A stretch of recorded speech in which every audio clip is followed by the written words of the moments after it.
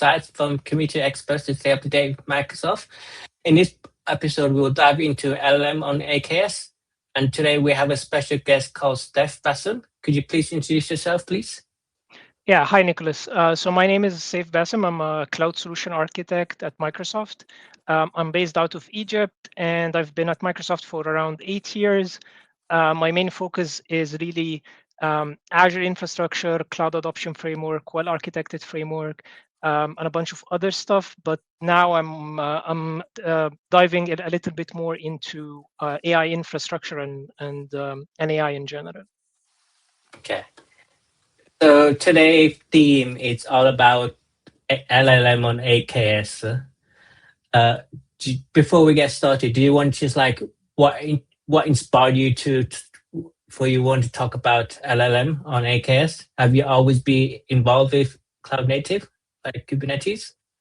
Sure. So to answer your question, no, I've not been involved a lot in cloud native, but I've been working a lot with Azure Arc in the past Yeah. years, and I've worked with customers who have specific requirements like regulatory compliance, security, latency requirements. So they were looking into having piece of Azure on premises or on other clouds, and now with AI there are still similar requirements, which I'm going to talk about. So I got really interested into how to host large language models on Kubernetes and specifically on AKS. So I thought this would be an interesting area to look at and try to see what kind of technology is available and how to help our customers. Okay. Yeah, because I remember it's very similar to Azure Arc, like with Azure locals, like on-prem to the cloud.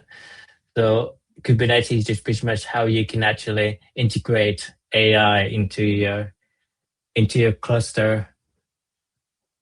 Indeed. Yeah, that's what we're going to figure out today. Okay, so have you what have you done so far with AI on Kubernetes? Yeah, sure. So with Kubernetes, there are lots of things going on in the open source world in terms of inferencing engines. Of course, open source models have been skyrocketing in terms of innovation and catching up with the frontier models. You would see also the AI gateway effort and how to properly route AI requests, LLM requests, and there are lots of customers doing even training on Kubernetes, and they're doing fine tuning. So this area has been really booming. And what I'm going to do today is just give an intro about this area for those who are new to this area, explain the landscape, when to think about hosting LLMs on Kubernetes versus using the managed services, and give like a high level idea on how it works and show a demo on how to deploy actually an LLM on Kubernetes. Yeah, because I remember I recently did a hackathon and we were trying to investigate how we can actually like make like migration easier. Like if you want to migrate to different like clusters or easier without like, because if you do different versioning, it'll be like lots. So we try to use how AI can simplify that process. So yeah, definitely. And if you've seen the migration events at Ignite, at the last Ignite, you're going to see that there has been some innovation there in terms of helping migration and modernization using Copilot, where instead of figuring out all the dependencies, you would let the Copilot modernization agent look at your code and come up with a plan and help you do that. So definitely in the coming months, this is going to be much easier and more streamlined. Yeah, because another use case that we could think of is like upgrading like different versioning of like AKS that sometimes it take time consuming. So where we just like make sure it's some service and make sure it's correct upgraded. So we could like further look into that. Well, it's another option. Yes, indeed. So I have a couple of slides just to do a quick intro. So let's share.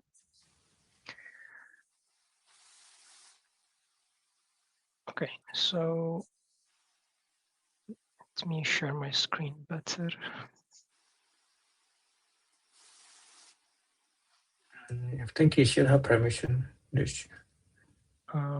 me try. It's now. just the screen that looks like a computer. Yeah, it because my slides is a little bit big, so it said I cannot share it. So I'll try to share the screen. So just let me know once you can see it. Got it. Okay, perfect. So before getting into like hosting on Kubernetes and open source, etc., let's examine now what is the PaaS landscape in terms of LLMs. With PaaS, I mean like the managed services that provide. So PaaS could be like container apps or containerized app services. No, even before that. So I'm talking about the OpenAIs, the Anthropics, Microsoft, Google, where you just want to consume AI models and you don't want to think about GPUs. You just want a very quick method of consuming large language models. So ideally with those platforms, you would go there, you'd get a big catalog of frontier and open source models. You would select the models that you need, and then you get an endpoint and an API key, and you just put this in your code, and now you have an LLM integrated into your applications. So this is what most customers did once the AI boom has started.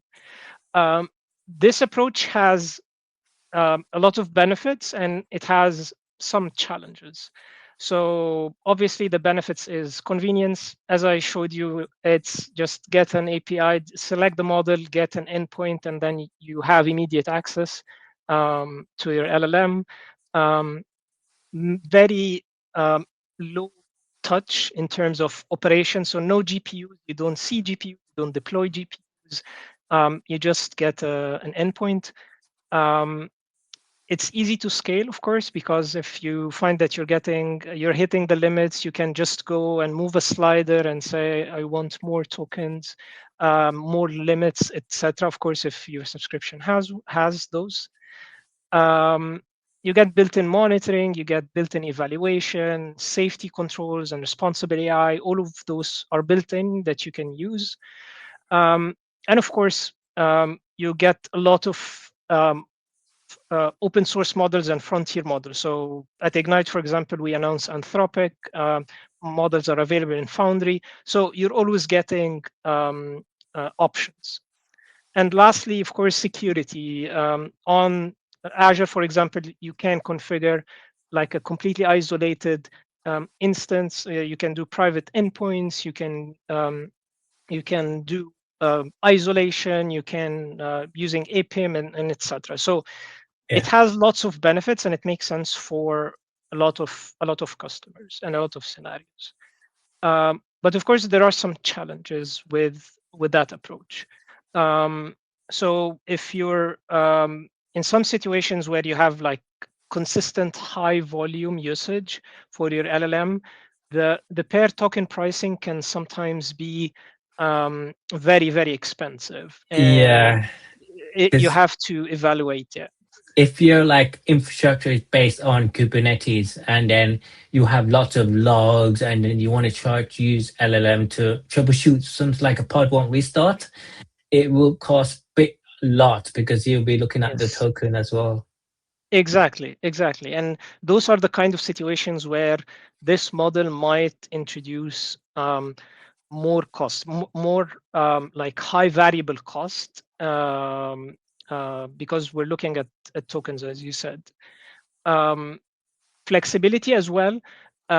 So having a big catalog of model can be great, but sometimes it might not have the models that you want. So, for example, if you want to bring even your own model, if you want a specific open source model that is not available in the catalog. So, of of course, it can be a limited scenario, but if you some customers train their own model, so it would be challenging to use the managed platforms.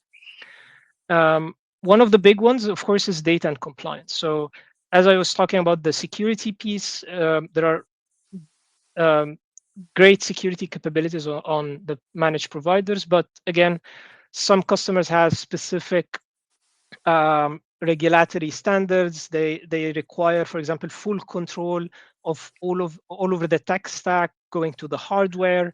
They have some privacy concerns, etc. So sharing the data or sending the data to a managed provider or the LLM provider might not be suitable to them. And of course, latency. So imagine scenario where you have a factory or you have a retail store, and you want to provide AI intelligent application at the edge. So maybe this place does not have internet connectivity at all, or maybe it's a very poor internet connectivity. So you're going to have a huge latency. So having something at the edge would be also important in that situation. Yeah, they do have something called Foundry Local. You can put your modules locally and then just use it. But I'm not sure if it's like you can use it for production grade like infrastructure if it's local. Yeah. Foundry Local is a great option, but if you're talking about like an enterprise app with Yeah. retrieval augmented generation, tool calling agents, I think it's not there yet, but it has a lot of great use cases where you can even run it on. I think that they said that Ignite you're going to be able to run it on Android. So and you Oh can yeah. it has an SDK, so you can develop applications that use Foundry Local. So Yeah. it has its scenarios and it's going to evolve, but I think now for enterprise applications it's not suited for that at the moment. Okay, so given those benefits and challenges, now there is a trend in terms of hosting larger language models on Kubernetes. So let's first see why Kubernetes is something that a lot of customers looked at to host large language models. So of course, the first thing is scale and portability. So you can scale to millions of different pods, and you can do parallel processing. It's infrastructure agnostic, so you can take workloads on Azure and on Azure Kubernetes Service, and then you can deploy them on another cloud Kubernetes service or even on-prem Kubernetes service. It allows you to have proper management of GPUs, nodes that have GPUs. So automated installation of the drivers, management of the different NVIDIA software that runs. You can block the GPU nodes to only be visible to the scheduler for LLM applications. Okay. You have observability, you have centralized control. So Kubernetes has a lot of benefits to make it a platform to a very performant platform to host large language models. Yeah. So given that, let's see when is self-hosting a large language model would be a good option. So obviously we looked at the benefits and the challenges of using managed services. Now let's look at the benefits and challenges of self-hosting on Kubernetes. So ideally cost efficiency for high volume workloads. So if you're running lots of inference, like lots of chatbots, lots of agents, lots of batch jobs, you have very consistent high volume workload. If you do the calculation and see the cost of the GPUs that you own, if you, for example, do reserved instances or using spot instances on Azure, and compare this with the pair token pricing, sometimes you would find for those high volume workloads, hosting your own LLM would be more economical. But again, you need to do the math. Flexibility and choice. You can deploy whatever open source model that you have, whether it's built in-house or on Hugging Face, or whenever it's hosted, you can simply host it there.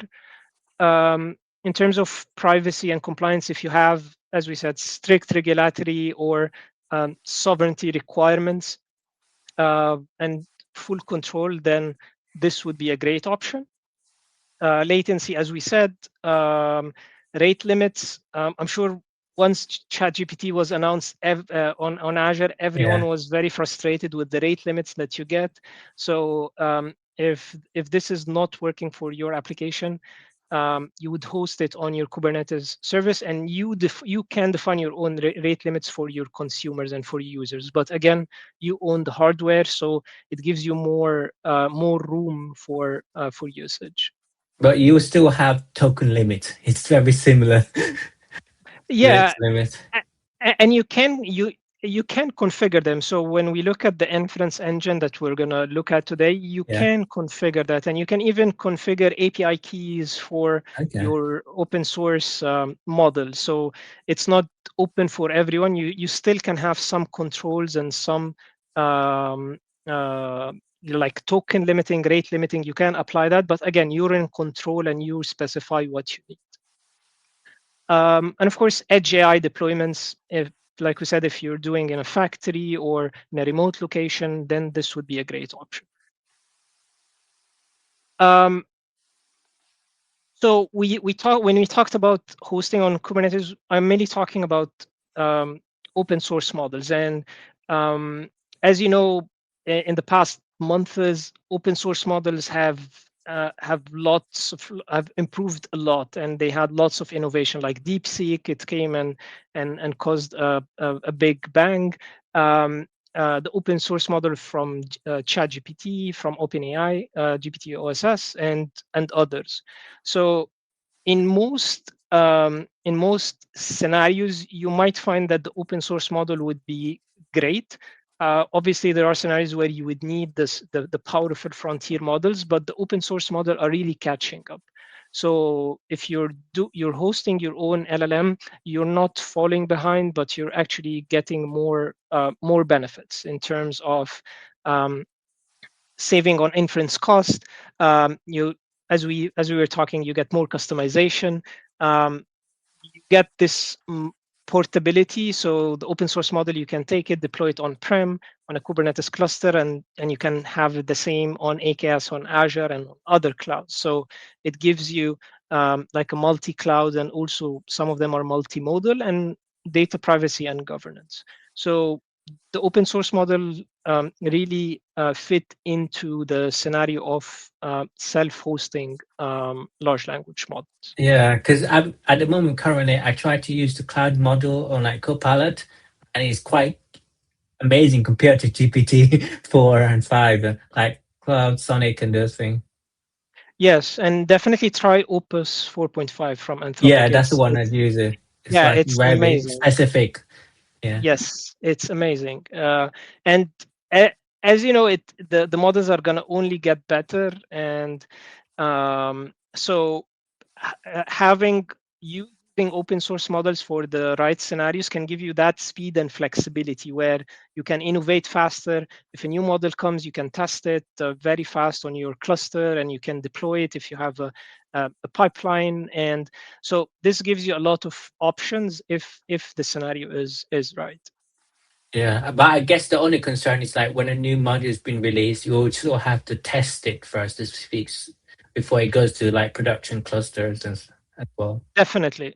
And that's why lots of customers now are building their AI or their LLM pipeline. So you see terms like LLM ops, you see terms like ML ops, and like CI/CD and DevOps in the cloud, where if you introduce and change, you have to test them, do unit testing, and deploy in a dev environment, etc.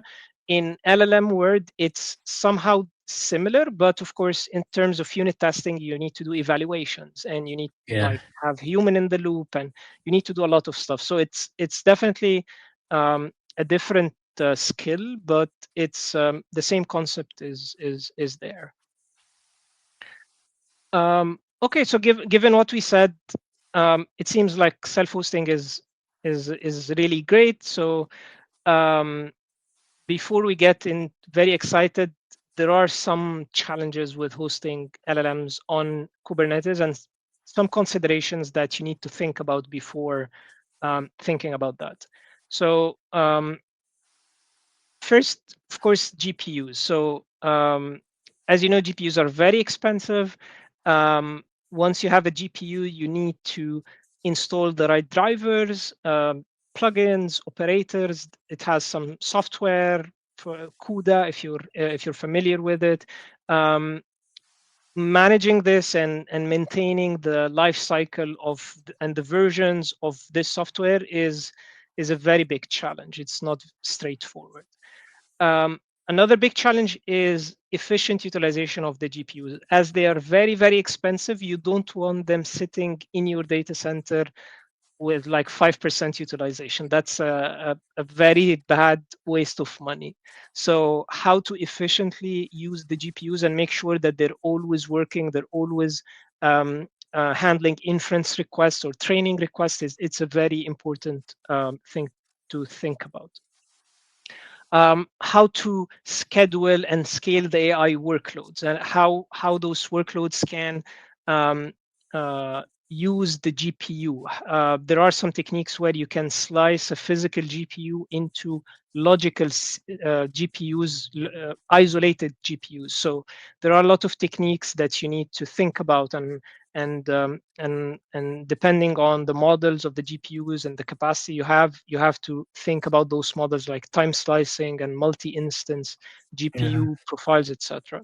I still think getting someone like a Microsoft or use AKS or like EKS, for example, AWS one, it's a lot cheaper than self-hosting it in terms of cost. Like all those like recommendations you have to consider it as well, like the Yeah, GPU. yes, indeed, and that's like a big turnoff when you have to think about all of those stuff. But the good thing is, and for example, I'm going to talk about Azure. In Yeah. AKS, it's you don't have to worry about most of those. So in Azure, it's very easy to have Azure all of the bootstrapping of the software for the NVIDIA GPUs and manage the whole life cycle. It's very easy to do the like the slicing that I mentioned of the GPUs and do the Okay. proper scheduling. So there are features I'm going to talk about that would make this easier. So if you're thinking about hosting on your on-prem Kubernetes cluster versus like AKS, Yeah. AKS is going to make your life much, much, much easier to abstract all of this complexity. Another big challenge, of course, is, as you know, the models are not small files. So if you go to Hugging Face, if you try to download, if you use even Foundry Local or Olama, and you try to download the model locally, minimum it's going to be like 2 gigs. That like the Yeah, minimum. it's The smallest is few the 2 3 gig or gigs. a few megabytes. Yeah, quite a lot. Yeah, That's why it takes a exactly. lot to download. Take a few minutes. Exactly. And the very powerful open source one, it can be 10 gigs or even more. So how do on your cluster, how do you download? How do you store them? How do you manage their life cycle? Again, this is another challenge that we're going to talk about. Um, selecting the right inference engine. So the inference. So when working with large language model, there is usually types of activities. There is the training where you're still building an LLM, and there is the inferencing where you're actually sending requests or sending messages to the LLM so that it can generate the most probable token and give you back the magic that it does. So in the world of Kubernetes, there has been an explosion in terms of the inference engines available. Today, we're going to talk about just one called vLLM. There are much other inference engines out there, but today just vLLM.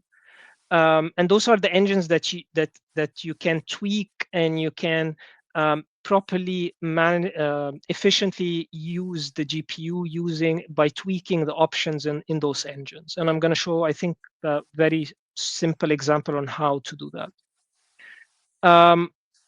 Observability, of course, is important. If you deploy on Microsoft Foundry, you already have observability in using App Insights. You would see the number of tokens, the time to first token. You see a lot of metrics out there with just clicking a couple of buttons. In Kubernetes, also you need to think about how you're going to actually do that, how you're going to monitor the performance of your GPU as hardware, and how you're going to look at the performance of the inference engine. How much time does it take to generate the first token, and how many requests do you get, etc., etc. So again, this is something that you need to think about as well.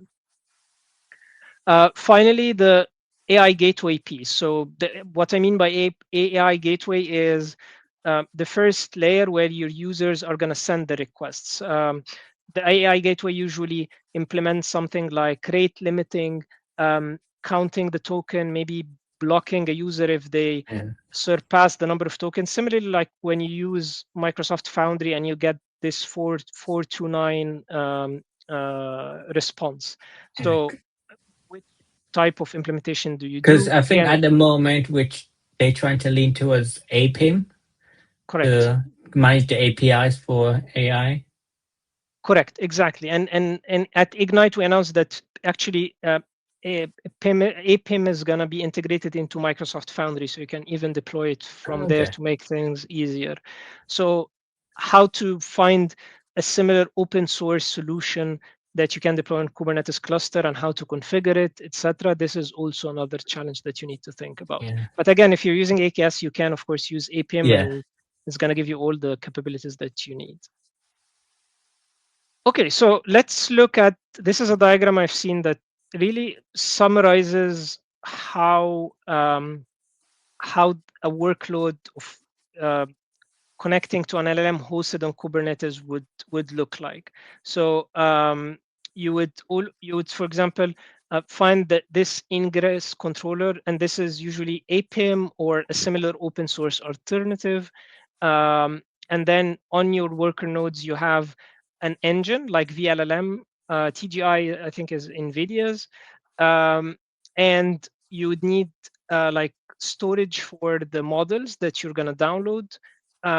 You're going to need observability, usually using Prometheus and Grafana.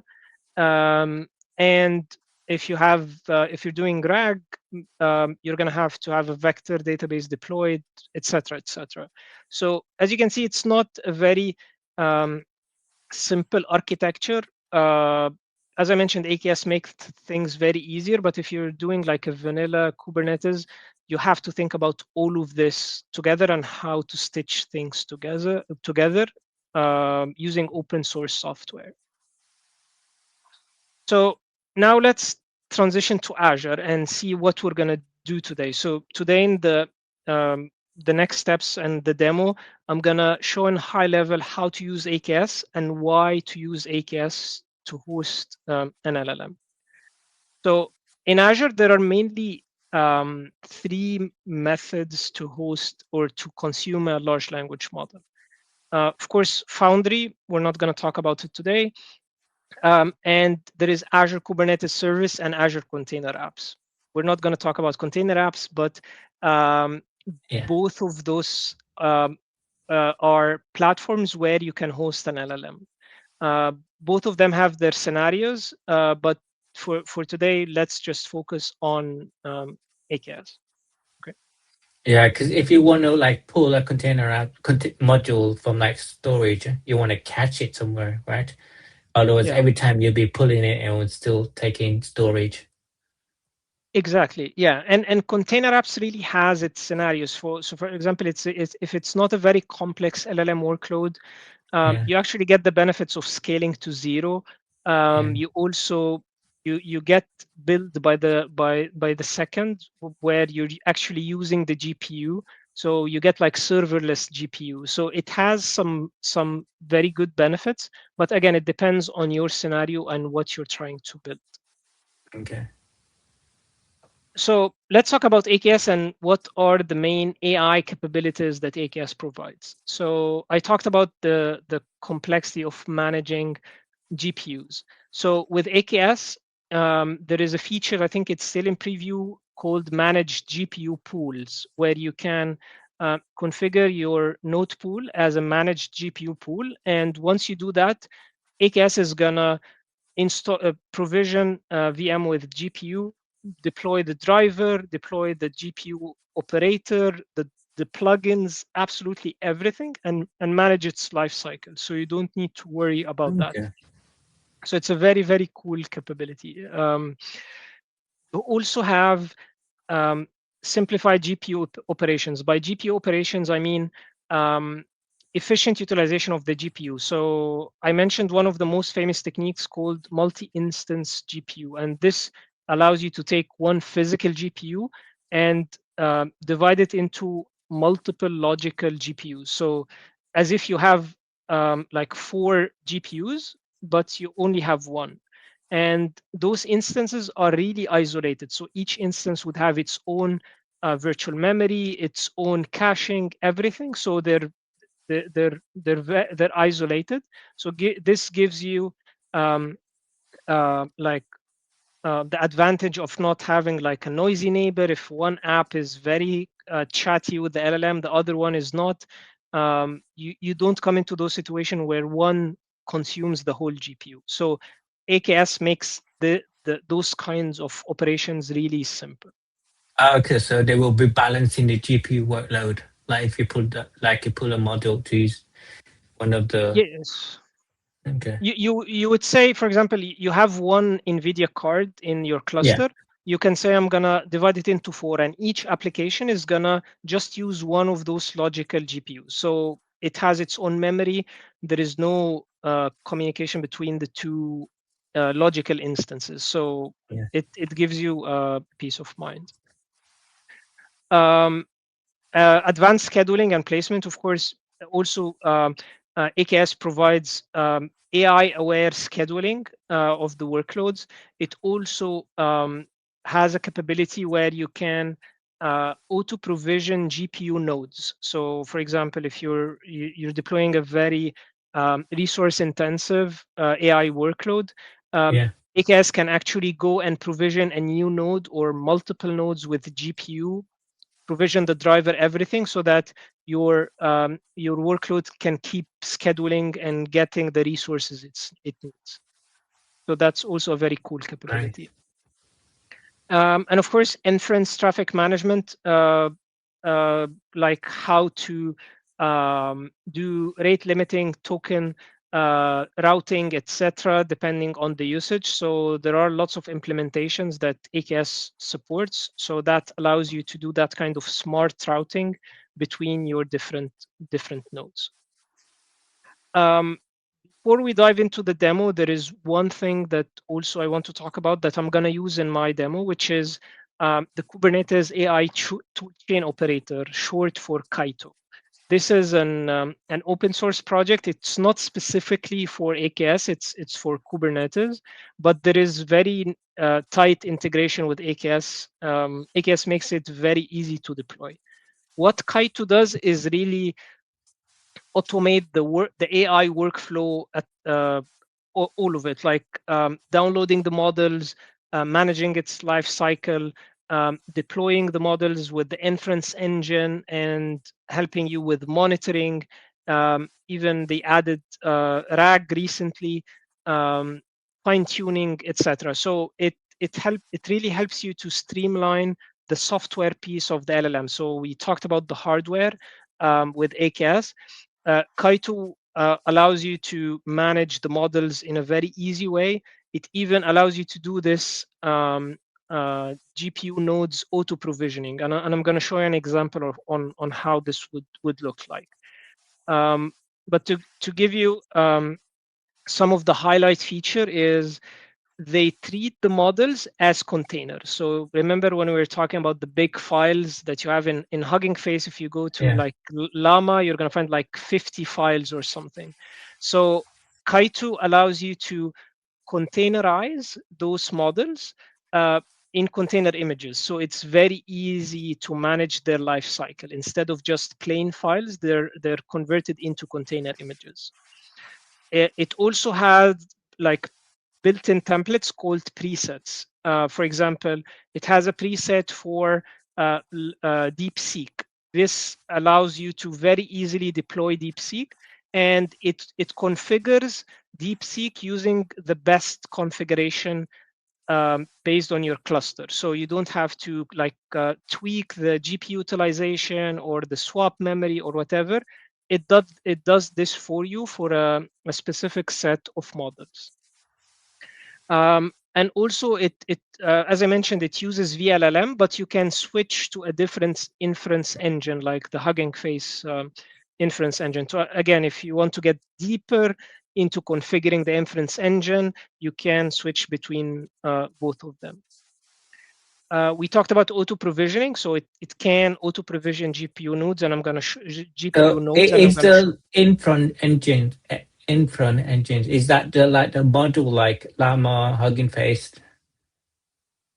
So the inference engine is the one that allows you to get requests and get responses back. So the Kaito containerizes the model, and then it serves the model using the inference engine. And in the demo, I'll show you how this looks like in the actual pod, so that you understand how it works.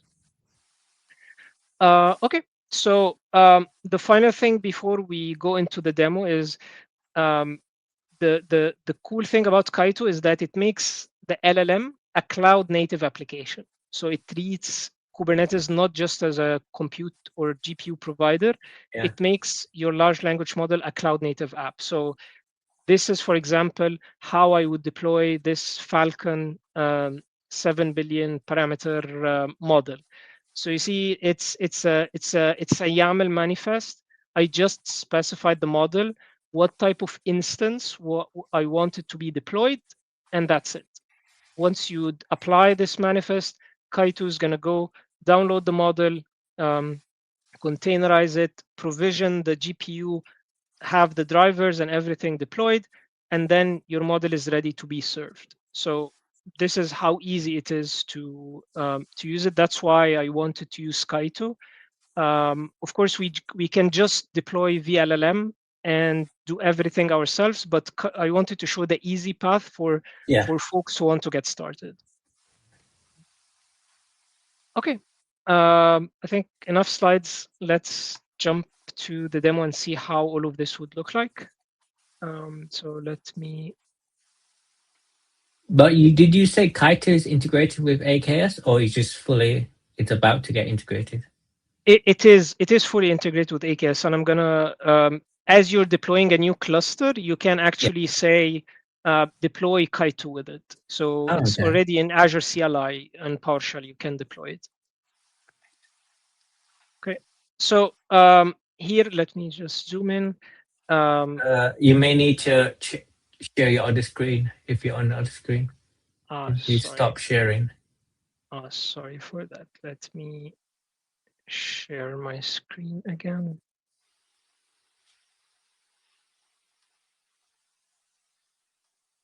Okay, I hope it's visible now. Yeah. Okay, perfect. So as you can see here, I have an AKS cluster. I have one GPU node. This is the node that we're gonna deploy everything there. And if I describe this node,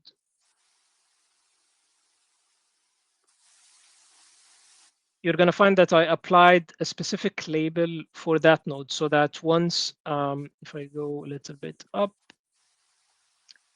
I added this label to this node so that when I do the Kaito deployment and when I select a model, I'm going to say target any node that has that label, so that I'm very specific.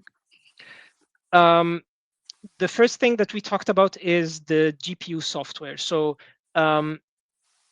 if I go to look at what I got deployed into my AKS cluster in terms of the GPU, you're going to find that AKS helps me to deploy a couple of pods that are related to NVIDIA, specifically NVIDIA. So I have, for example, the feature discovery pod. This allows the the the GPU to be advertised to my nodes, so that sorry, to my pods. So when I deploy pod that needs a GPU, it can discover those nodes and deploy and schedule to those to But those nodes. can you be specific, like which node like to Yeah, deploy to? yeah. You can be specific. You can say any GPU node, or you can say with Kaito, you can say my preferred nodes are this and this and this. So you can be very, very specific. And you also have a bunch of other software like the CUDA software. You have something called the device plugin, and you have something called DCGM exporter. This software exports the metrics of the GPUs, and we're going to see a dashboard that shows the performance of our GPUs, like the temperature, the memory, the CPU, etc. Sorry, the GPU. So Yeah. all of those are AKS help me to deploy. So it makes, as I said, makes things very, very easy to deploy. So before we deploy a model, let me show you, for So example. you get those pods from installing the GPU operator, right? Uh, Correct. Yes. okay. And AKS can automate the GPU operator. So you can either install it manually, or if you use the managed node pools, it's going to install it for you. Okay. Okay. So this is the YAML file for Kaito, where Yeah. this is I want to deploy the Phi 4 mini model, the Microsoft model. Yeah. And as you can see here, I specifically said this is my preferred node. So I want it to be deployed on this Okay. specific node that I want. So this is a preset. So this is when I deploy this, Kaito is gonna find the best configuration for my engine to serve this model. So I don't have to be an expert. I just use this, and it's gonna do the best configuration for this specific model. In most situations, you would need to actually configure more stuff. So this is another example where I'm going to deploy the GPT OSS model. And as you can see, the YAML is much bigger, but as you can see here, I'm doing more stuff here. So um, I'm really configuring the engine. So for example, I'm setting the swap space to 4. I'm setting the maximum GPU memory utilization to be 0.85. I'm specifying the port where I want to serve the model, how many instances of the GPU, how many memory should this use. So as you can see, I can be very specific, and I can customize my model deployment like I want. But again, I did not want to go much into deeper into this, so Yeah. I'm gonna just do the Phi model to make things easier. Okay. Okay. Okay. Let's get back to our cluster. So let me show the the Kaito pods that I have. So if I go here, um, Kaito has a concept of workspaces. So it creates a workspace for my model and then deploys my model there So, with so the I take it engine. the workspace would be like storage to store the module. Yeah, you can think Okay. about it like that. It stores the module. It has the inferencing engine, which is Yeah. vLLM in that case. So if I do this, for example, kubectl get workspace, I have a typo, another typo. I cannot type today.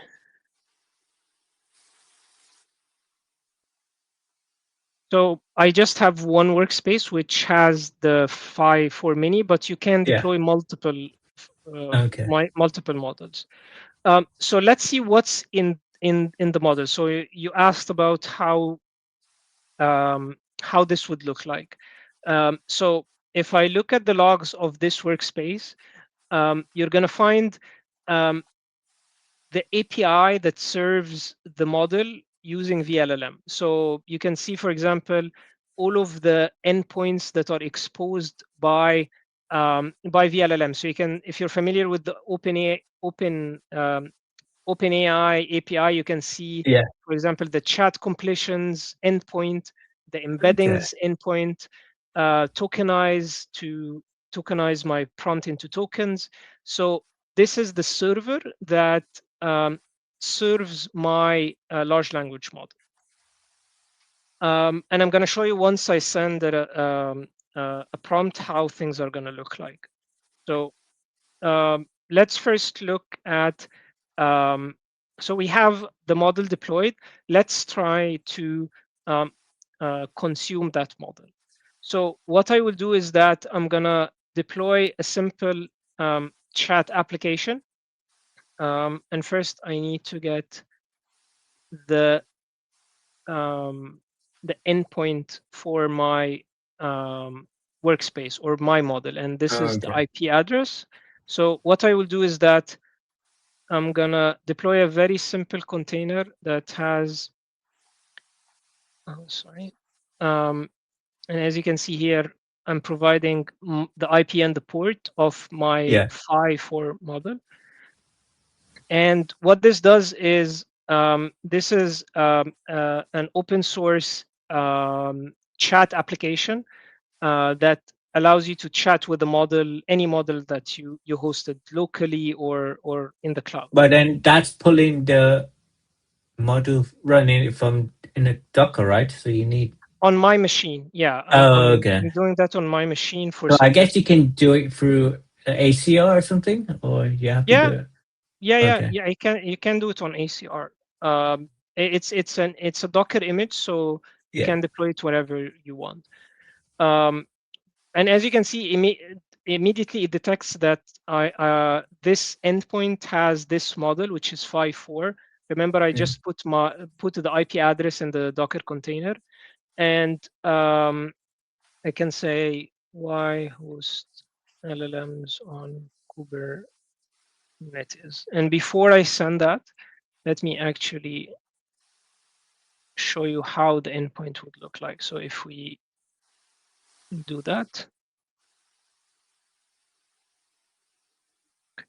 and if I send this here, and if you look on the right, you're going to see that there is one request that got sent to the LLM, Yeah. to the engine, and this is the GPU cache and the CPU cache. So definitely the request has been sent to my LLM that is hosted on the Kubernetes cluster. Yeah. So this is just from the interface. Of course, you're gonna like have an application um, uh, to consume that large language model. So I'll also show you how to do this, for example, using Python. So let me just maybe zoom in a little bit and get the IP of my model. So this is a very, very simple Python application. And again, if Yeah. you're familiar with the OpenAI endpoint SDK, you would see that it's exactly the OpenAI SDK. So I'm using the OpenAI library package in Python.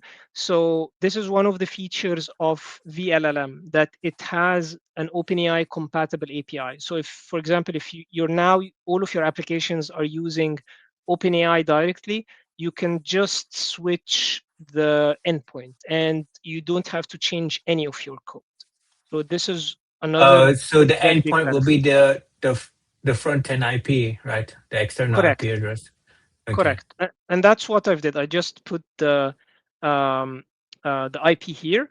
And as you can see, the API key is empty because I hosted this and I've not configured an API key, but I can. But here I don't have it. And let's run this.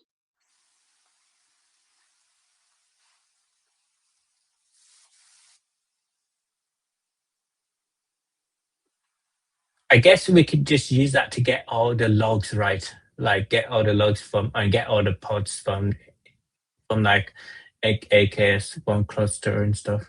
We're good for Yeah, troubleshooting some of the issues.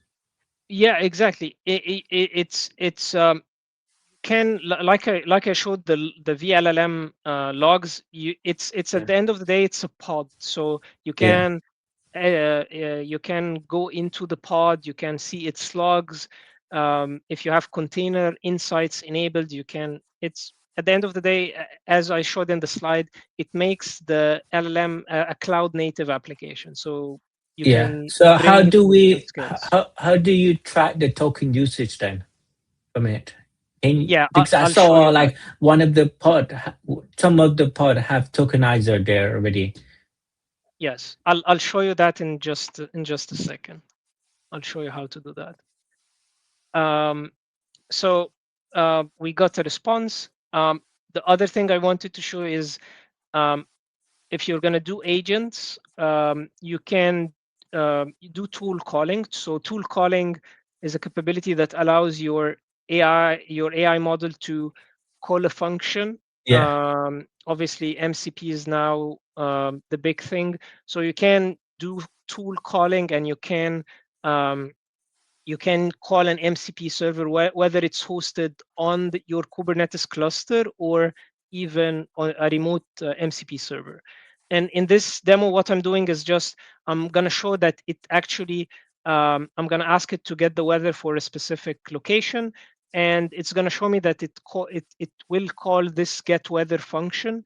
Of course, I'm not executing it, but I'm just demonstrating that even with self-hosted, you can do tool calling. So here you can see that it actually successfully Okay. understood that it needs to call this, and those are the parameters that it passed. Because of course I've asked it about the weather in Cairo, so it says location Cairo and the unit is Celsius. So This that's will be good if you create like a self-hosted MCP server and just call that server yes, because you don't want to make external calls because for like absolutely.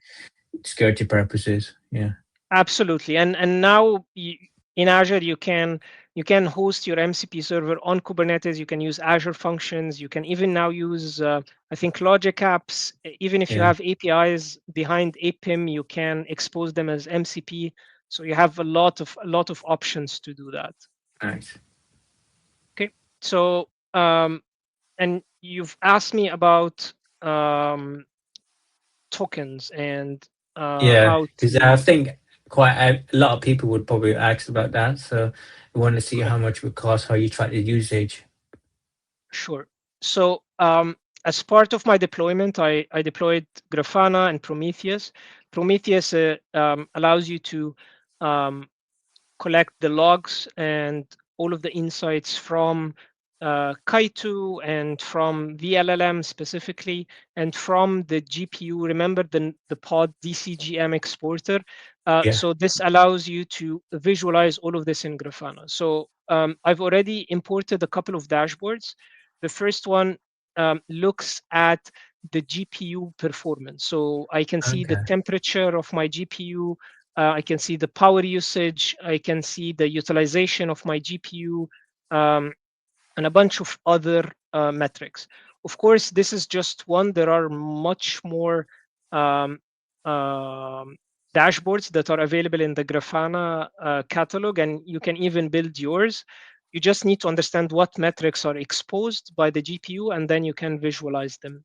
Visualize them here. Um, in terms of vLLM, in terms of the model inferencing, I've also deployed another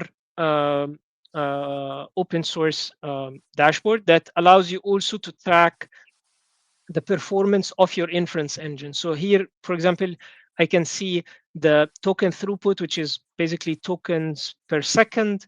I can see like the latency of my prompts, the time it takes to generate a token.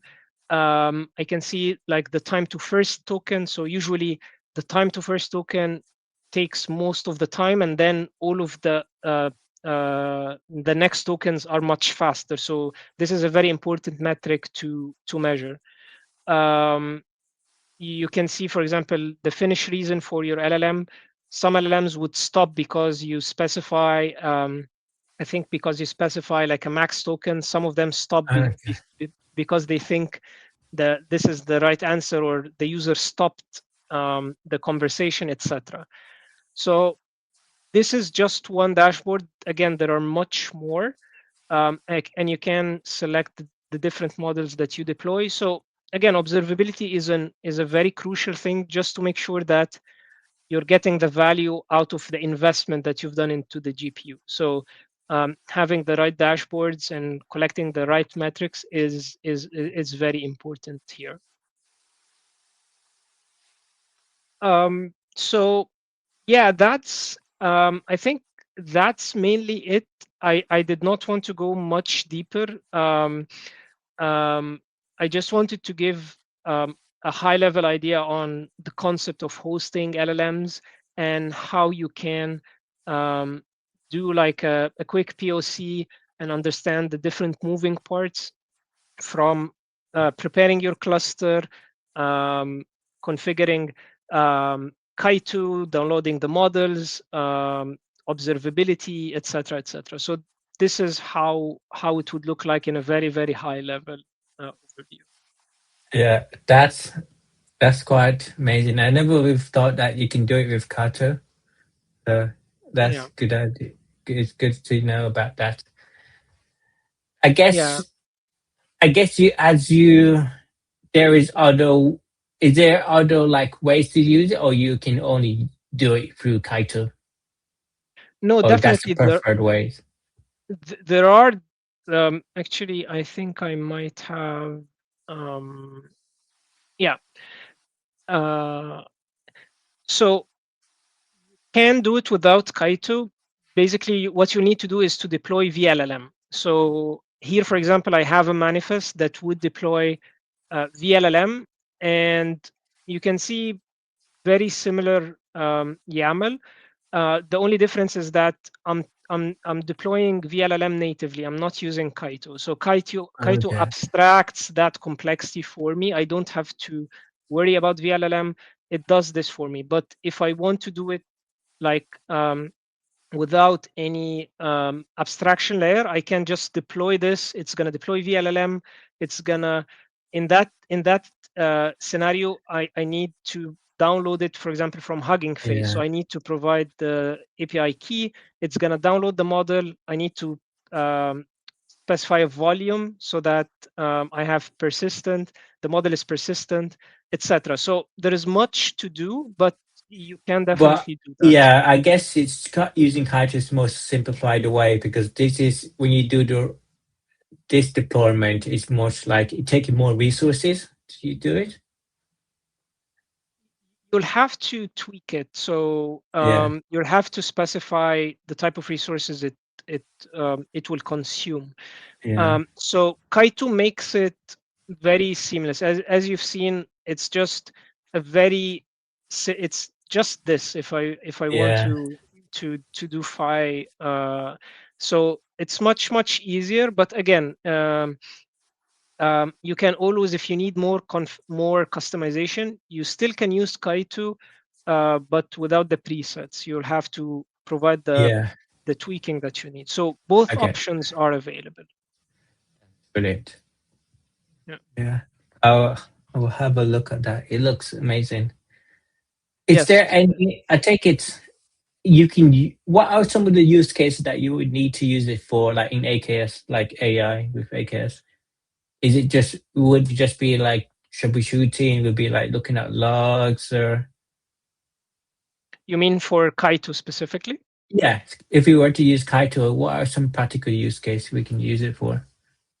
Yeah. So Kaito really makes it very easy to have the keyword here is having LLMs as a cloud native application. So Yeah. as you were saying earlier, you need to create pipelines, and you need to make sure that you have a very solid um, uh, LLM ops or DevOps, whatever you would call it, pipeline available. So Kaito makes this easier because the model is containerized.